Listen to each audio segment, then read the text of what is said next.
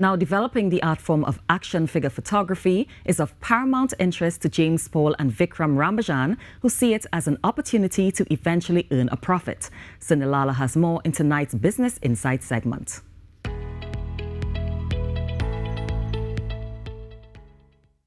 Both James Paul and Vikram Rambhajan have been collecting action figures and comic books for 7 and 24 years respectively, and sees the benefit of growing the art form of action figure photography locally.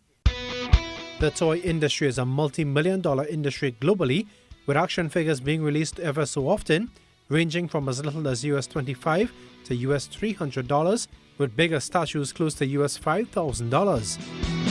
Both men now have a social media page called The Collective, and has been entering friendly toy photography competitions, being recognized for placing in the top 3 in weekly competitions. But they now see it as an opportunity to expand this art form. We're starting from here in Trinidad and try to expand as much as possible in the region. But you have to start somewhere. And again, as James said, in the States and Europe and things, it have a massive following. They do have hopes of eventually gathering a team to compete in an Olympic toy photography competition in Europe, adding that there are economic benefits if someone is recognized. There are bigger competitions.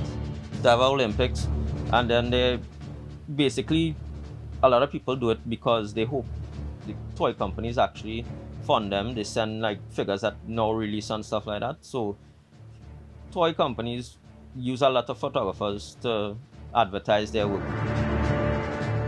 Paul says there is little to no profit in collecting items, but believes the art of toy photography is a growing industry which can add value. Most of the times they end up at a loss because once you open a brand new figure, it will depreciate the value. So if you're looking at it from the standpoint of a collector, mint on card or in box, it will always be better, but that will defeat the purpose of action figure photography. Vikram believes there is a local demand for these products, but admits there is a drawback. Some of the stores down here, the official stores down here, a little overpriced, right? And then it has some guys who do it personally, let me say, out of the car. It's more reasonable to buy from them now. Usually I buy more stuff online. And like everything else, global shipping delays have also affected the price of these collector items. Initially, when we buy, let me say, a normal Marvel Legends action figure, you pay 15 to 20 US. The price is going up between 20 to 30 US now. They vow to expand the art form or industry both locally and regionally. So I'm hoping that we could grow this community where one day we could actually compete on a bigger scale.